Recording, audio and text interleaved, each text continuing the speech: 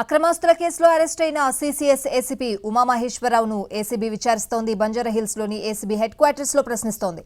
కాసేపట్లో ఆయన్ని నాంపల్లి కోర్టులో హాజరుపరచనుంది ఏసీబీ. ఆదాయానికి మించిన ఆస్తులు కలిగి ఉన్నారన్న ఆరోపణలతో ఏసీపీ ఉమామహేశ్వరరావు ఇంట్లో సోదాలు నిర్వహించింది ఏసీబీ. నిన్నంతా ఆయన ఇళ్లు, ఆఫీసులు, బంధువుల ఇళ్లలో తనిఖీలు నిర్వహించిన అధికారులు భారీగా నగదును సీజ్ చేశారు. ఆస్తులకు సంబంధించిన డాక్యుమెంట్లను స్వాధీనం చేసుకున్నారు. రాత్రి అరెస్ట్ చేసి బంజారాహిల్స్లోని ఏసీబీ హెడ్ క్వార్టర్స్ కు తరలించారు.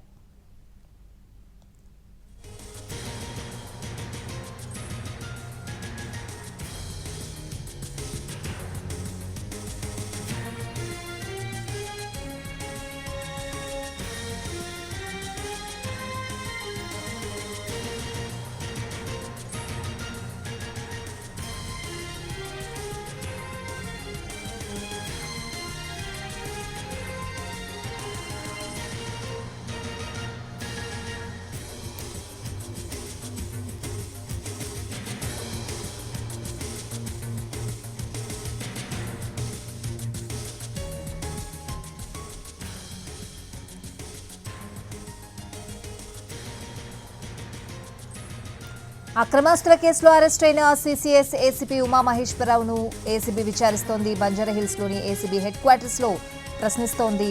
పూర్తి అప్డేట్స్ అడిగి తెలుసుకుందాం. మా ప్రతినిధి రాధాకృష్ణ ఉన్నారు. రాధాకృష్ణ,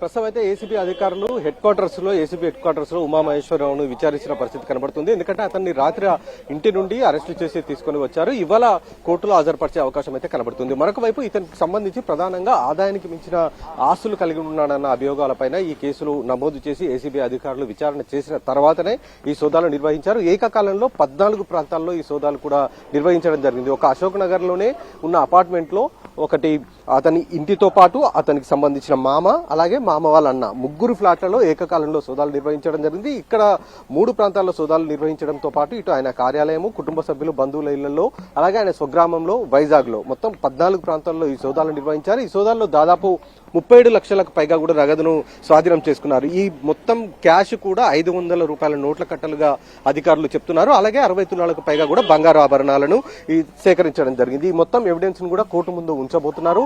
మరికొద్ది సేపట్లో ఏసీబీ అధికారులు ఇక్కడ నుండి ఉమామహేశ్వరరావుని తరలించనున్నారు. ముందుగా అతనికి ఉస్మానియాలో వైద్య పరీక్షలు చేయించిన తర్వాత కోర్టుకు హాజరుపరిచే అవకాశం అయితే కనబడుతుంది. ప్రధానంగా సాహితీ ఇన్ఫ్రాకి సంబంధించిన దాంట్లో ఇతను దర్యాప్తు అధికారిగా ఉన్నాడు, ముడుపులు ఎక్కువగా తీసుకున్నాడు అన్నదే ప్రధాన అభియోగాలు.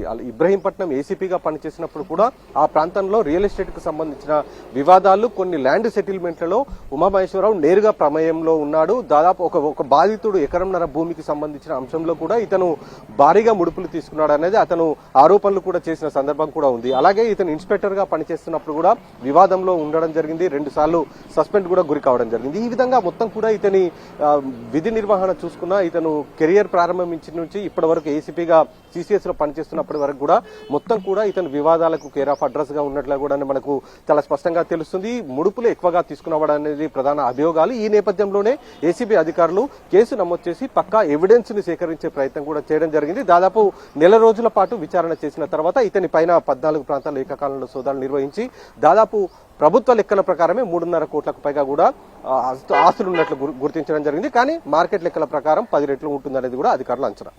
Right Radhakrishna, thank you.